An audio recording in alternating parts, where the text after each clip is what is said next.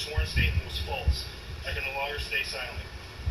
In November of 2022, the statute of limitations was set to expire for the 2014 and 2015 charges in D.C., which included the 2014 felonies for the attempt to evade or defeat tax and fraud or false statement regarding bereavement income earned by Hunter Biden in those years. The statute of limitations had been extended through a tolling agreement with Hunter Biden's defense counsel, and they were willing to extend it past November 2022. Weiss allowed those to expire. Prosecutors presented the 2017, 2018, and 2019 criminal tax charges to the Central District of California around September of 2022, only after President Biden's nominee, Martin Estrada, was confirmed. In January of this year, I learned Estrada had declined to bring the charges. For all intents and purposes, the case was dead with the exception of one gun charge that could be brought in Delaware. And yet, when Senator Chuck Grassley asked Attorney General Garland about the case in March 2023, Garland testified, the United States Attorney has been advised he has full authority to make those referrals you're talking about or to bring cases in other districts if he needs to do that. He has been advised that he should get anything he needs.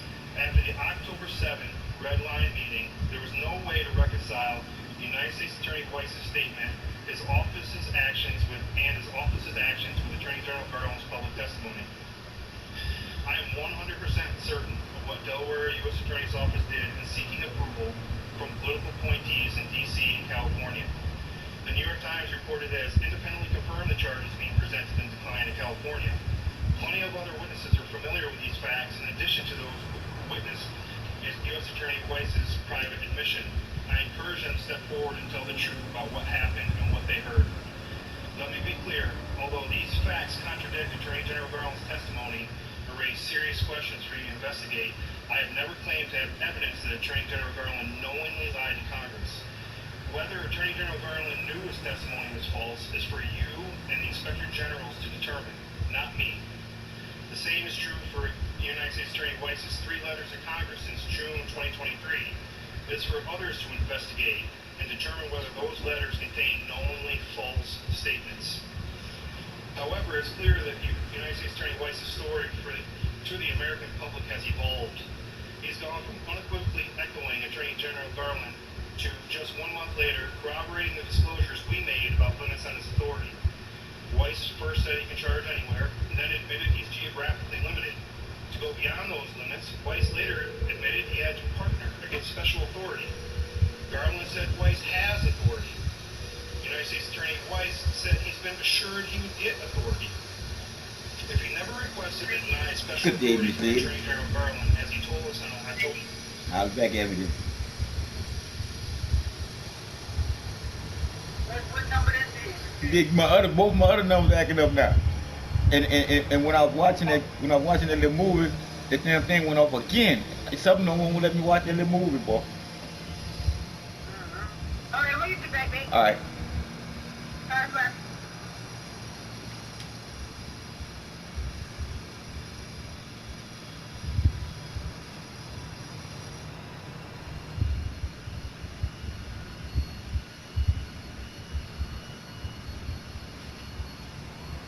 General Garland's communications, the United States Attorney Weiss told us that he was not the deciding person, that he had requested and was denied special authority after D.C. declined charges, and that if California declines, he will have to request special authorities again. I understood the gravity of those admissions. Whether full responsibility lies with United States Attorney Weiss or Attorney General Garland was for Congress and Inspector Generals and ultimately the public to decide. When I decided after October 7th to come forward and began researching whistleblower attorneys, I wanted to abide by the law in every way as I navigated the complex taxpayer privacy and grand jury secrecy statutes. I carefully followed the whistleblower process to the letter with the advice of counsel at every step. I'm fortunate to be represented by Mark Lytle, a federal prosecutor for 25 years, including 5 years with the Department of Justice Tax Division.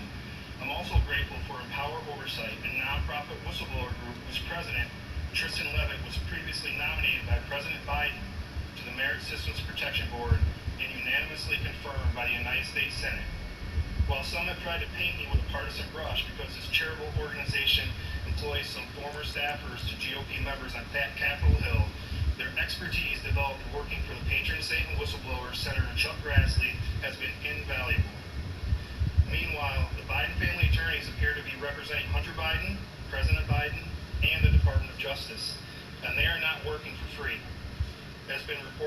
source is that there is a large fund paying for legal fees for Biden family attorneys. The source of those funds is unknown. They have virtually unlimited resources to pursue their agenda, while my motives were questioned simply for finding competent representation from a small nonprofit that helps whistleblowers. Groups such as Empower Oversight and Whistleblower Aid are the only path to ensure whistleblowers like me are heard and receive competent advice. My intention was not to be your sole source of information, and I implore you to take the necessary steps to obtain as much evidence as possible from as many sources as possible to be able to fully inform your conclusions. I'm confident that after you have done that, both sides will find serious issues with the Hunter Biden investigation that can closely align with my testimony. No matter your party, I am not your opposition. I am here with information for you to examine, investigate, and determine whether more action is warranted on your part. I am on your team, whether we agree on every foot of this sensitive issue or not.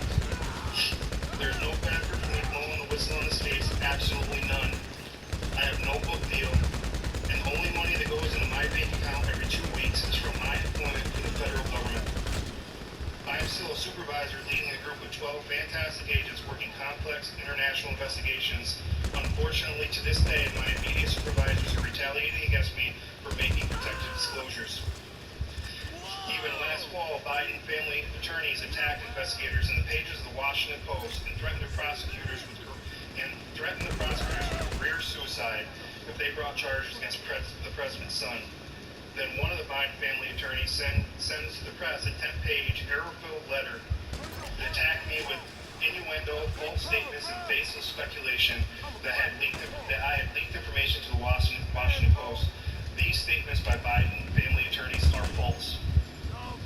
In conclusion, to the American people for whom this body works, I implore you to look at the facts, not agenda-laced statements from either side of the aisle.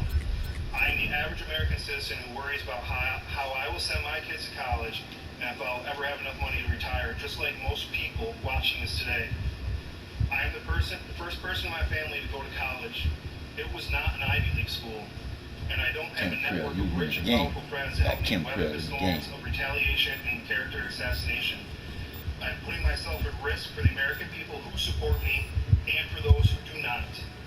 At the end of the day, I'm just a small-town kid from Norwich, New York, who worked hard to get where I am and will never compromise my integrity. I will never forget who I am, where I come from, all the people in my life who have made me who I am today. Thank you all for your time. Thank you both for those excellent opening statements. We'll now begin the questioning phase, and I'll begin questioning. We'll start with Mr. Ziegler. Here on the committee, we focused on following the evidence, specifically the money trail from bank records and suspicious activity reports. And I want to discuss with you specific payments made to Hunter Biden and the Biden family. Democrats and left-wing media are also saying there's no evidence. But let's get into the evidence, Mr. Ziegler. I want to direct you to pages 99 and 100 of your transcript. How much money did Hunter Biden and his associates receive from the Romanian company you identified? So that amount would be from Romania. So the approximate total transfers from the Romanian company would have been $3.1 million to everyone. $3.1 million. How much did Hunter Biden and his business associates receive from State Energy HK Limited through the Robinson Walker LLC? So total transfers from State Energy HK to Rob Walker was $3 million.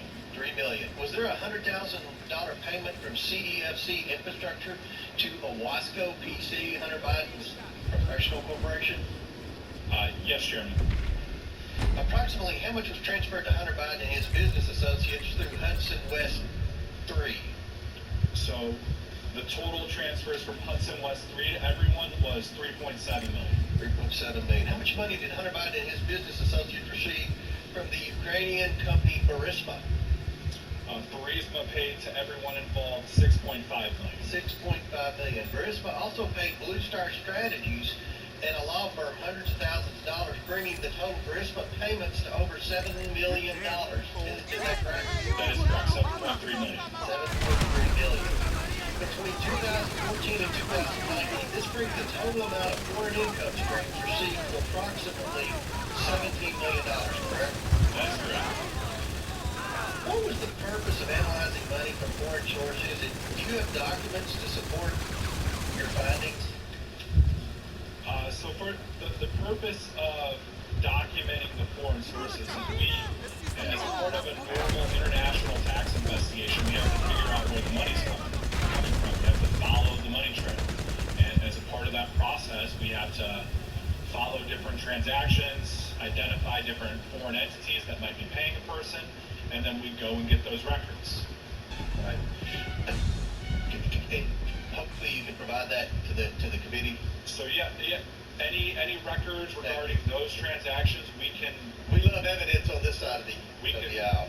On page 80 of your transcript, you identified other Biden family members who received relevant payments to your investigation, such as the grandchildren. Can you explain why you wanted to interview them?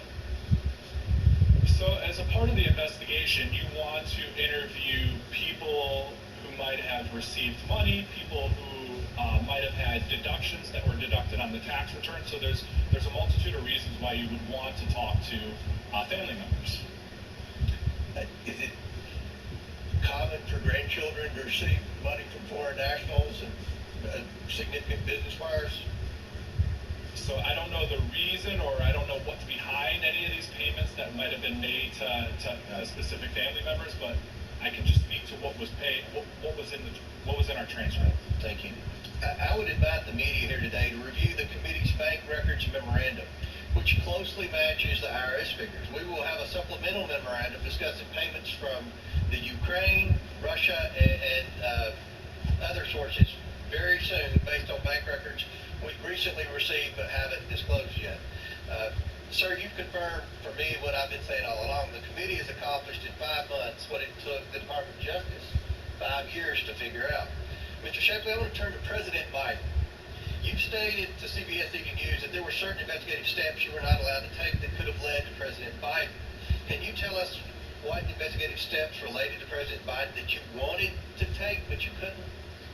So there were multiple instances in this investigation where there were references to the father of the subject, President Biden, and in the course of any normal investigation, when the subject's father is somehow related to the finances of the subject, that in the normal course of any investigation, we would have to go and get that information to properly vet the financial flows of money in that investigation to determine what we end up charging.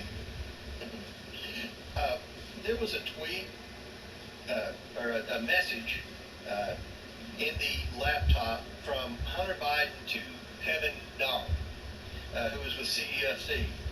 And it said, quote, "The Bidens are the best I know at doing exactly what the chairman wants from this partnership." Now, the chairman he's referring to is Chairman Yee of CEFC. Is that correct? In that screen, yes, I believe so, yes. So, what, can you tell me what the Bidens are best at? Do you understand what he would have meant by that? I mean, this is a Chinese company, and I think the ranking member referred to it with Gal Luft. It's the same entity that paid Gal Luft the money that he got indicted for being an unregistered foreign agent, I believe was the charge. But this It's working now. this is another solicitation from Hunter Biden, and he refers to the Bidens, plural, and there have been. Oh man, I'm sitting up here listening to this shit on the TV about the fucking Biden criminal organization family. For the other side to live and be trying to okay this shit is fucking me up. Because I'm like, yeah, you can't sugarcoat this shit. Joe Biden made too much money to say he didn't tax evade. And Wesley Snipes went to jail for 3 years for tax evasion. Oh yeah, but like I said, even though that skin difference is different, the money is too much of a bigger difference. You see, so therefore they can't let this sleep pass, and they ain't. And I'm like, oh yeah, now it's getting good. Now it's getting good. Now when some motherfuckers start going to jail, now we having fun. Right now nobody ain't going to jail yet. But ain't nobody gonna go to jail. Why? Cause the fucking president can. How they say that? Couldn't that bitch what's it called um,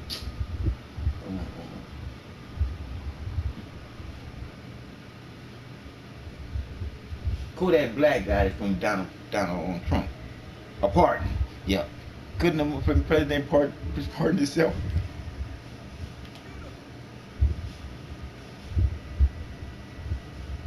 Can you hear me? Oh, shit. Yeah, Kodak Black got one about something. Yeah, but I'm saying, couldn't the president pardon himself? And this the dude that try to cover this shit up. See it more from the prosecutor's standpoint than the investigator's standpoint, but Mr. Duffy, when you conceded that there are lots of crimes that are identified by investigators that are not actually charged by prosecutors routinely. Now see, that's what I'm saying too. When you supposed to get charged, you supposed to wait till the motherfucking statute of limitations pass. Right. Nigga, that don't happen, G. That right there is, right there ain't too much.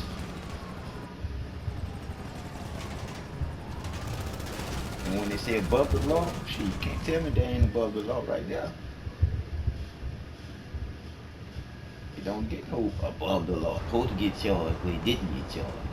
When me or you will get charged to the yin yang.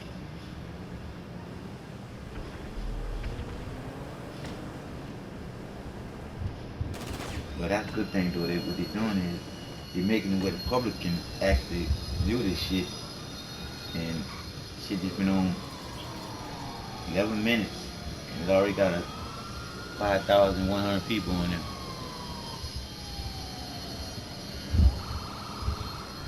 If people want you to see what the fuck going on. Cause a lot of shit going on that just don't make no sense. So how your day going? There you go. There you go. See, like I said again, it ain't gonna always be bad just as well as it ain't gonna always be good. You just gotta be ready to deal with this shit. Right. Right. Shit. Cause every day, like I said, every day is the same old shit, just different fucking colors.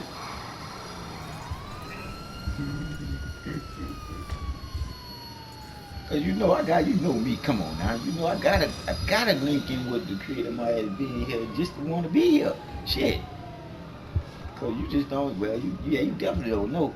And that's why I can say it like this. You just don't know how it feels being in a motherfucking wheelchair and can't do the shit where you there and kick somebody in the ass for doing some stupid shit. Because I think that I probably did simply for the fact that I've been shook a lot of motherfuckers by not knowing what I know right now. Knowing that we supposed to know better than this. Way better than this.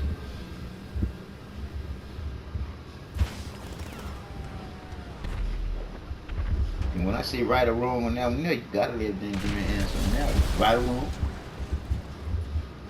Right or wrong? Shit. I'm just saying, G, baby girl. Shit. First is supposed to naturally know better to do better. They ain't supposed to let no second-class people teach them to be second-class people. Then they take their first place and then make a third class. So then taking the third-class people to sit down in the third class. Because the second class is really the first class, but they took the second class to make sure that the third class don't become second. Now ain't that cool? Ain't that cool? Because the first class people want to keep the second class people in check, so the second class people keep what? Third class people in check.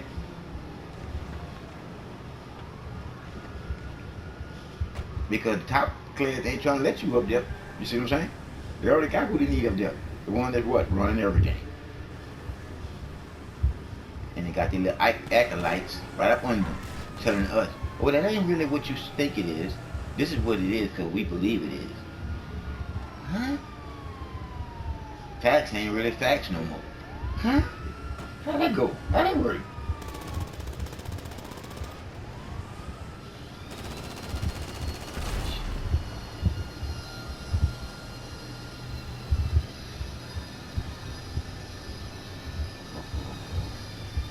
It's like I'm living in a world amongst a whole bunch of motherfucking children. bell went off too. I guess somebody listened to those ones.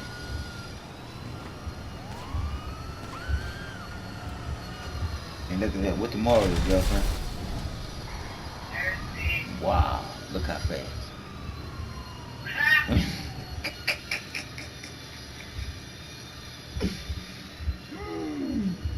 we were just talking about how fucked up the week was, right? And it's almost a week again. I said it's almost a week again.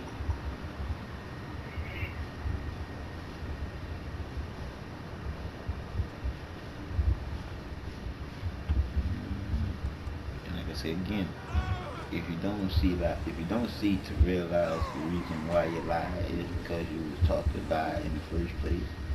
Because we all was taught to lie when we was taught to believe in Santa Claus, Easter Bunny, and the Tooth Fairy. So it's always like the program just go too deep. That's a deep rabbit hole.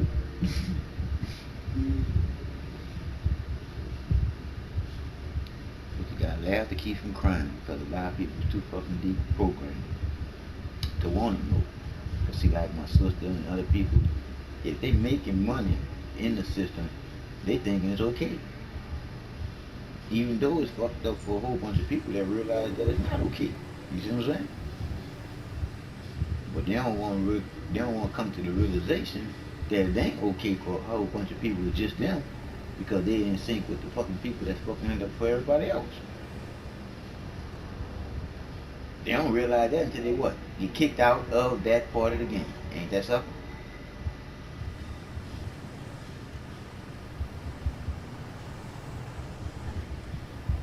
Where you at? Where you at? Oh, okay. Like I said, because almost.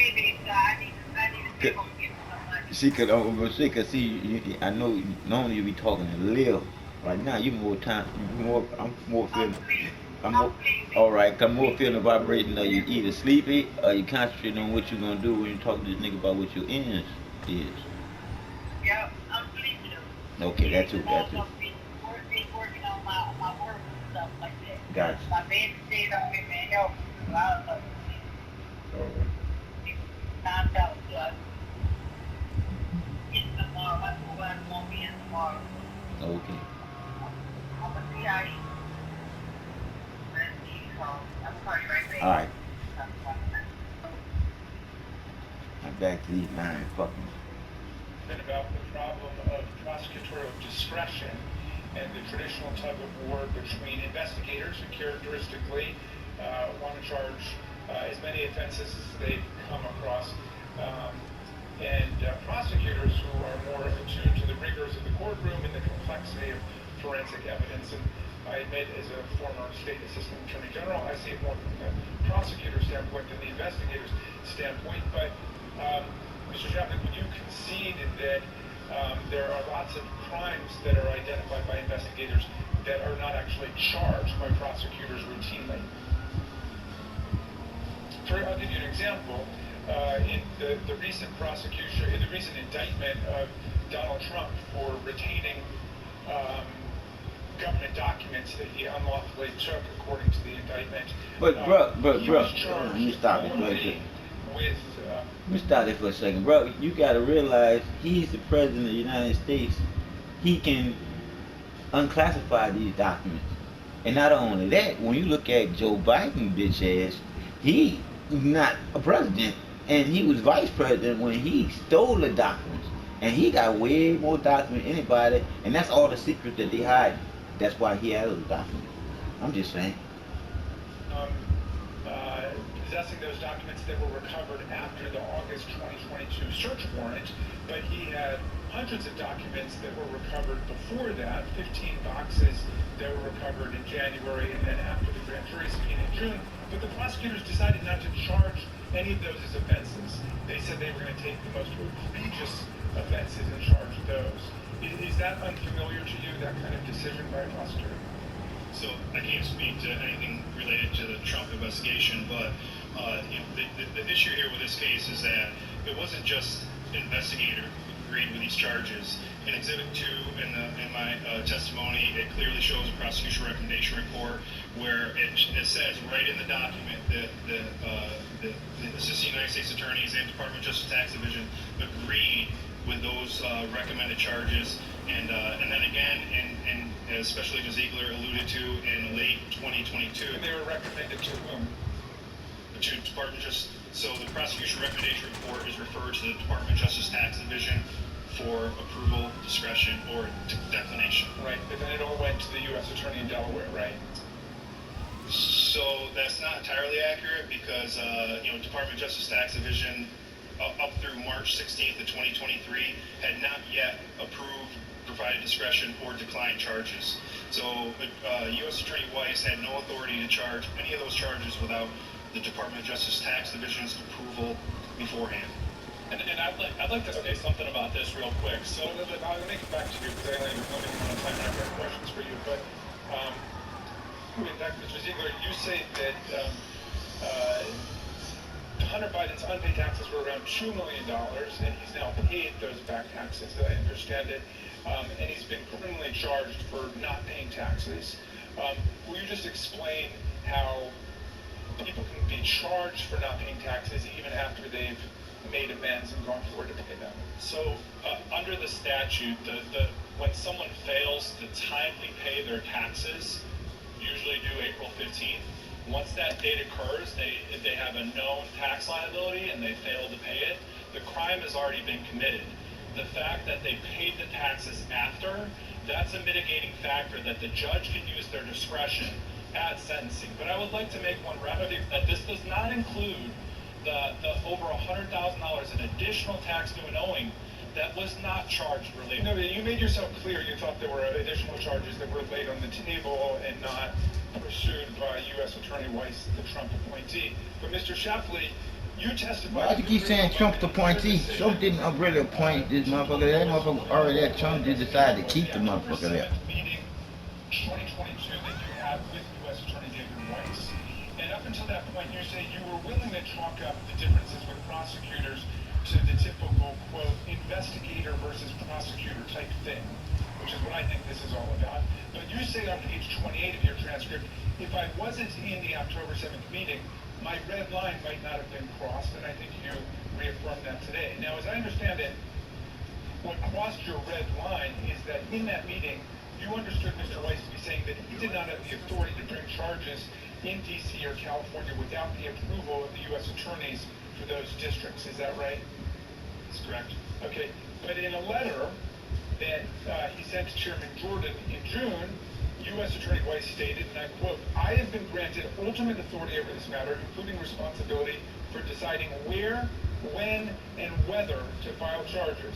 He went on to explain that in considering charges in districts outside Delaware, usual DOJ practice would be, quote, to contact the U.S. Attorney's Office for the district in question and determine whether it wants to partner on the case.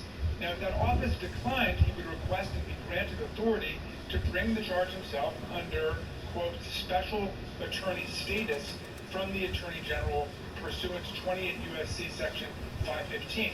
Now, to try to clear this up, Mr. Shapley, let's go back to March 2022, when, as you explained on page 153 of the transcript, the U.S. Attorney for D.C. declined to partner with Mr. Weiss to bring the 2014 and 2015 charges to D.C. After that decision by the U.S. Attorney for D.C., Mr. Weiss continued to discuss those charges with all of you. In fact, Mr. Ziegler, on page 39 of your transcript, you described how in September 2022, you had a meeting in which U.S. Attorney Weiss expressed some concerns about those charges, including that in 2015, Hunter Biden was in the throes of his drug addiction after the death of his brother. And in that meeting, Mr. Weiss tells you, and I quote, "I'm still weighing it." Now, Mr. Ziegler, in September 2022, Mr. Weiss was telling you that he was the one weighing whether to bring the 2014 and 2015 charges. Isn't that correct? That is correct. Now, coming back to the October 7th, 2022 meeting, Mr. Shapley, according to you on page 155, Mr. Weiss said that, quote, "we decided not to charge 2014 and 2015. It seems to me this October 7th, 2022 meeting, which you've described as a red line, is just a misunderstanding. That after the U.S. Attorney in D.C. declined to partner on the 14 and 15 charges, Mr. Weiss took a good hard look at those charges himself and ultimately decided not to charge them and therefore not to seek the special attorney status. He may have been right about that. He may have been wrong, as you guys make your case for, but it was his decision. Isn't that right, Mr. Chapman? No, that's not supported by the facts. Really? Well, which facts is it not supported by?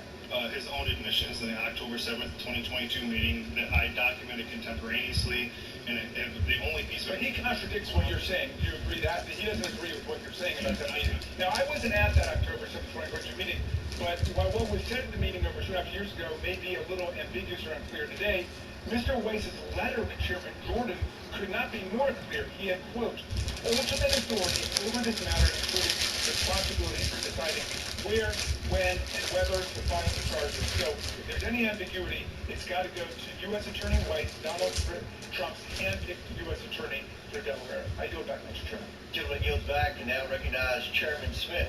Can I say something real quick on that? I have two things that I wanted to bring up. So there are a lot of different tax cases out there that include misdemeanors and felonies, and there's a lot of reasons why we charge the felony, we might charge the misdemeanor, but I want to be clear on this, that when you have a felony charge with a misdemeanor, that you have to charge the felony, and in this case, they did not charge that felony. And then there's one more point to this.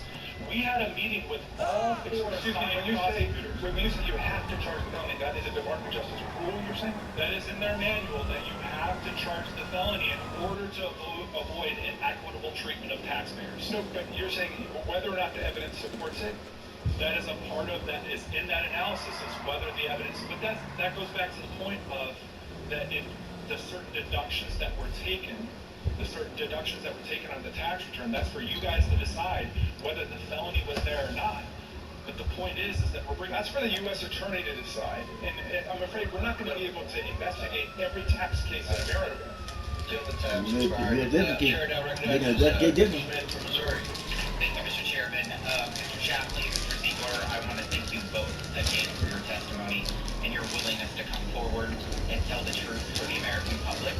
And I apologize of the behavior of some of our colleagues and how the press has treated you for doing what is right so the American people can see it.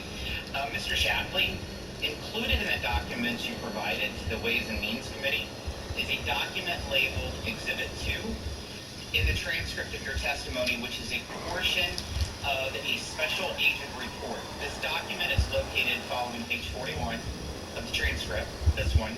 What is this document and what recommendations are made in this document? Yes, so this is the prosecution recommendation report that IRS CI agents produce at the end of an investigation when they're going to recommend prosecution to the Department of Justice. This was authored by Special Agent Ziegler, and it's an incredibly robust document. There's several thousand pages because each of these the facts and the elements in this particular report, the elements of each violation show which piece of evidence meets that element. So in this report, it recommended felony charges for 2014, 2018, and 2019, and misdemeanor charges for 2015, 2016, 2017, 2018, and 2019. And it further shows that Special Agent Ziegler spoke with prosecutors and worked hand in hand with prosecutors while this was being drafted, and they clearly agreed that the elements of these violations were met, and they supported this document. And when it was sent to the Department of Justice Tax Division for approval on February 25th, 2022. Mr. Shapley, what level of confidence does the IRS need to have to recommend charges like the felony counts listed in this document? So, I mean, each violation has each element listed in this report, and the evidence is shown underneath each of it. This report goes through internal departments at IRS criminal investigation, and in addition to the prosecutors agreeing that the evidence supported charging felony counts, the senior leadership up to the Director of Field Operations at IRS Criminal Investigation also personally reviewed this report and approved it to be sent to Department of Justice Tax Division. So were you surprised that on June 20th, 2023, prosecutors announced a plea agreement with Hunter Biden under which he would only plead guilty to violations of 2 misdemeanor charges? So the guilty plea is outside of my control, but what I can say is it's not what an investigator thought, it's not what Special Agent Ziegler or I thought, that felony charges were proven in this case. The prosecutors again and again agreed with that assessment, and Attorney General, United States Attorney Weiss also agreed with these because he went to the DC U.S. Attorney to ask him to partner. You don't ask someone to partner with you if you don't yourself agree with those charges. And when he got denied that, he requested special authority and was declined, as he said, in the October 7th, 2022 meeting. Yeah, in the report that we just highlighted as Exhibit 2, it states in there that even Leslie Wolf agreed with these charges moving forward, the assistant prosecutor.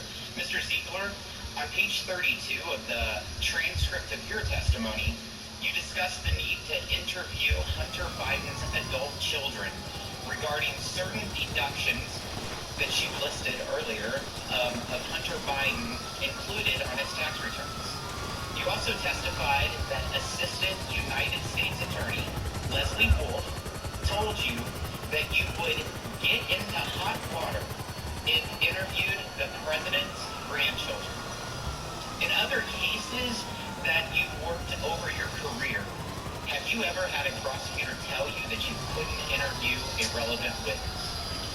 So there are certain things that come into whether we talk to a witness or not. So if they're an attorney, if there's some special situation that might come up that might cause caution to interviewing that witness, but I've never been told that we could approach someone to interview them as a part of an investigation. Yeah, I mean, there's certain situations to where you have to do a further analysis of the information that you might get if they're, like I said, if they're an attorney. But yeah, so in this case, we needed to talk to witnesses related to things that were deducted on the tax return, and in this case, it was the adult children that we needed to talk to. Thank you, Mr. Chairman. I see my time is up. Gentleman yields back chair, now recognize Mr. Chris Morte from Illinois for 5 minutes. Thank you, Mr. Chair. Thank you, Mr. Shapley. Thank you, Mr. Ziegler, for your service to this country. Really appreciate you coming here and appearing in this capacity. First of all, Mr. Ziegler, I see at page 12 of your transcript, deposition transcript, you start laying out a series of concerns that you had with regard to various people and different issues related to this investigation. You say, quote, I started this investigation in November 2018 after reviewing bank deposits. Then you later say, career IRS staff were not initially supportive of starting the investigation. Of course, in November 2018, Joe Biden was not the president, correct? Joe Biden was not the president, correct? And then at page 20, you lay out another concern. You had a concern about Bill Barr, Attorney General Bill Barr, consolidating these series of cases into the U.S. Attorney's Office in Delaware. At that point, you said, quote, what was the potential issue I saw with working the case in Delaware? We were working with a small U.S. Attorney's Office who might not have ever worked a case of this caliber. Now, of course, Bill Barr was appointed by Donald Trump, correct?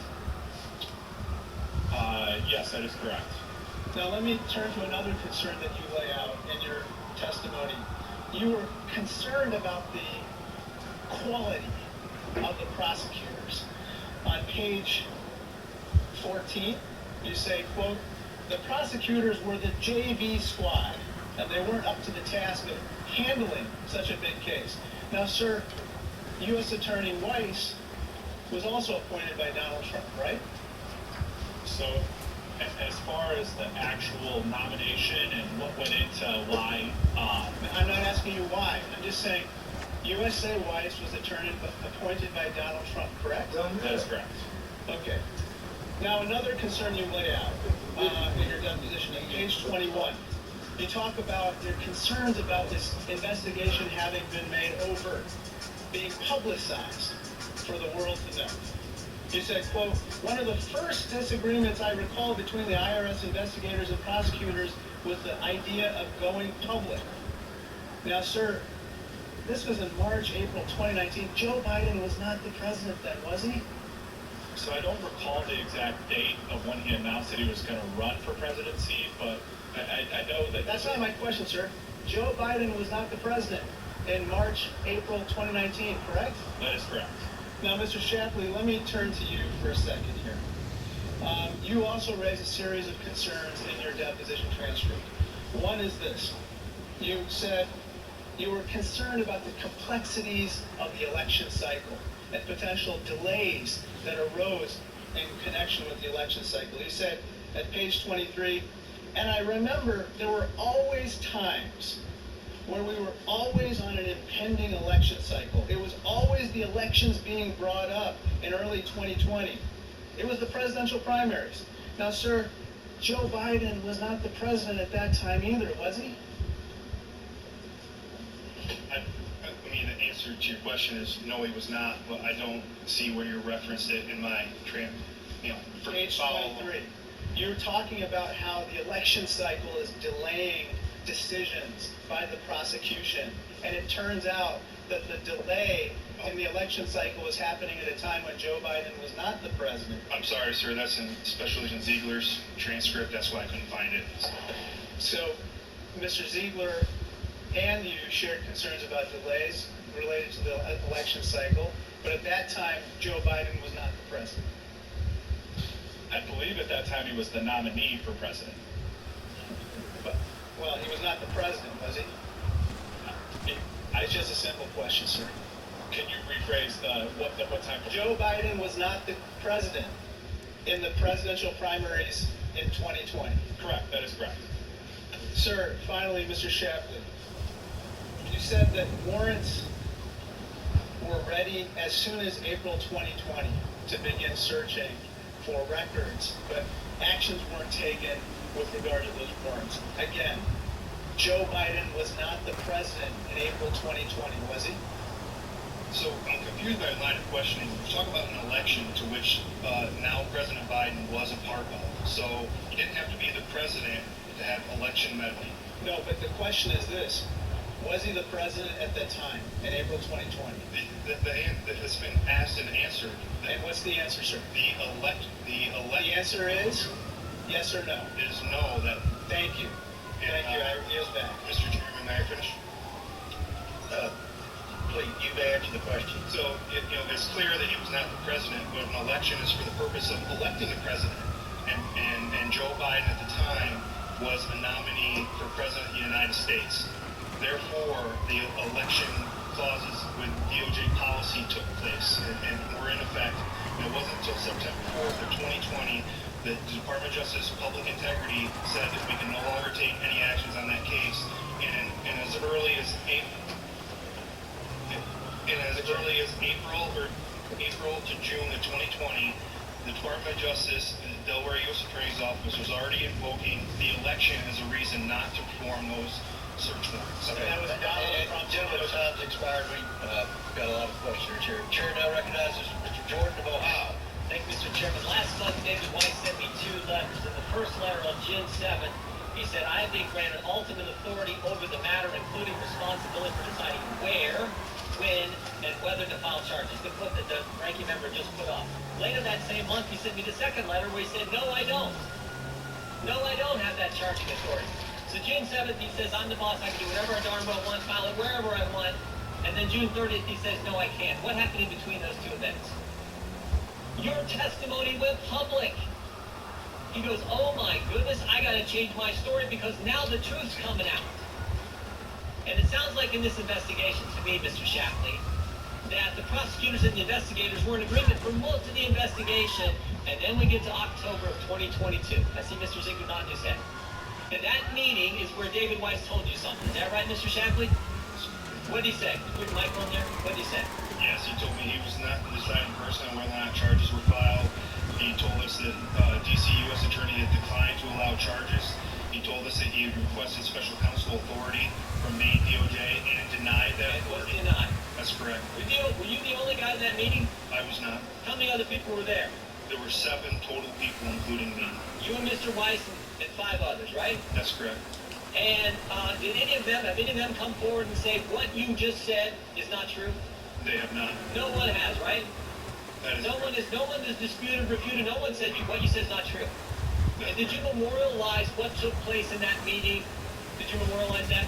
Yes, I did. That day when I returned home from the Delaware U.S. Attorney's Office, I put it in an email to the 2 senior executives at my agency. You put it in an email that day. That's correct. Contemporaneous with when it happened. I got the email here. It's Exhibit 10 in your testimony when you were interviewed by the Ways and Means Committee, October 7th, Friday evening, 6:09 p.m. That email, right? That's correct. Sent to Mr. Walton and Mr. Batmore. Who are those individuals? Mike Backdorf is the Director of Field Operations for Southern Division of IRCI, and Darrell Walton was the Special Agent in charge of the Washington, D.C. Field Office. These are your bosses, right? That's correct. Did Mr. Walton get back to you? Yes, he did. Remember what he said? He said, "Thanks, Gary, you covered it all." You covered it all. He didn't say, "Thanks, Gary, but you're wrong. That's not what happened." He affirmed what you said. You covered it all, and you laid it out. You spelled out just what you told me a few minutes ago, right? That's correct. What Mr. Weiss told you in that meeting. And when that goes public on June 22nd, last month, Mr. Weiss says, "Oh, I got to change my story. I better send a letter to the Judiciary Committee where he says, I stand by what I wrote, but I wish to expand. I wish to fix it." And then he had to further go further in July when he sent a letter to Senator Graham and said, "To clarify again." They've changed their story. You guys haven't. What do you think happened? What do you think? Mr. Weiss was consistent with the investigators up until this October 7th meeting, and then he changed. What do you think happened, Mr. Shapley? I don't know what happened internal at the Department of Justice, but what I can say is that the story has been changing from Department of Justice and U.S. Attorney Weiss, and I think the only person that's really had any documents that have been corroborated are my own. Exactly. I think what happened. I think it's obvious. Anyone with common sense can see what happened, because he said it in Mr. Graham's letter. He said, "I had discussions with Maine Justice. I had discussions with the folks, the Deputy Attorney General, the attorney, whoever it was, I don't know, but he had discussions with people at Maine Justice, and suddenly things changed. And that all became evident on October 7th. And until October 7th, the investigators, to Mr. Raskin's point, the investigators and the prosecutors, they were in agreement. Here are the facts. Here's how we do it. Here's how we've always done it. We got the two best agents in the place on the case. Let's go. And then shazam, something changes. And I think it's what Mr. Weiss conveyed to Senator Graham when he said, "I had discussions with folks at Maine Justice." We don't know what were in those discussions, but it looks pretty obvious what happened. Looks pretty obvious. Initially, everyone was pounding their chest. David Weiss has complete authority. Now suddenly he doesn't. He doesn't. Because you guys came forward and told the truth. I yield back. Chair now recognizes Mr. Lynch from Massachusetts. Thank you, Mr. Chairman. First of all, I want to thank the witnesses for their willingness to work with the committee, help us with our work. I am surprised, though, that there seems to be a new level of hypocrisy here. As a long-standing member of this committee, I think most of the members who have served a long time here know full well what political interference and what sweetheart deals look like. And I think context is very important. In 2017, we had a situation where a former National Security Advisor and Trump campaign surrogate Michael Flynn was indicted. Indicted by a federal grand jury. He pled guilty twice. And he lied to FBI agents about his communications with the Russian government prior to the inauguration of President Trump. He was only National Security Advisor for 22 days. But my colleagues on the other side of the aisle had no interest, zero interest in looking into that case. And in response, the president at the time, President Trump, repeatedly and publicly attacked the case and the agents who brought it, including by claiming that... What the fuck do that got to do with what's going on right now? Dirty, filthy cops at the top of the FBI, close quote. He also described the prosecution as a disgrace and claimed those who investigated Mr. Flynn were guilty of treason. Those are public statements made by a sitting president. Fucking he telling the truth. He telling the fucking truth. And despite the fact that Mr. Flynn pleaded guilty twice to lying to the FBI, President Trump's Attorney General wouldn't personally intervened in the case, and that led the Department of Justice to abruptly reverse course and have the case dismissed on grounds that a federal judge found dubious, to say the least, and that's a quote from the judge. In the case of longtime Trump associate and advisor Roger Stone, a federal jury found him guilty in 2019 of obstructing a congressional investigation into Russian interference in the 2016 presidential election by lying to Congress and witness tampering. In response, a sitting president, President Trump, immediately took to Twitter, attacking the Department of Justice and accusing them of employing a, quote, double standard and committing a, quote, miscarriage of justice. President Trump also publicly attacked the department's sentencing. He told the fucking truth. Mr. Stone leading senior officials to overrule the federal prosecutors who had investigated and brought the case. So this blatant political intervention, not complained of at all by my Republican colleagues at the time, caused those prosecutors, some of them, to resign or withdraw from the case. President Trump even congratulated former Attorney General Barr for interfering. That's what political intervention looks like. And we know it on this committee. And in the case of former Trump campaign chairman Paul Manafort, who worked to elect a pro-Kremlin president in Ukraine, was convicted in 2018 of bank and tax fraud, ultimately pleading guilty to conspiracy against the United States and conspiracy to obstruct justice. President Trump deemed it, quote, a very sad day for our country. And in terms of sweetheart deals, in December of 2020, at the end of his term, President Trump granted full pardons to his close allies, his What the fuck do? Flynn, Stone, and Manafort, allowing them to escape accountability for their numerous crimes. Now that is a sweetheart deal. They got away with everything.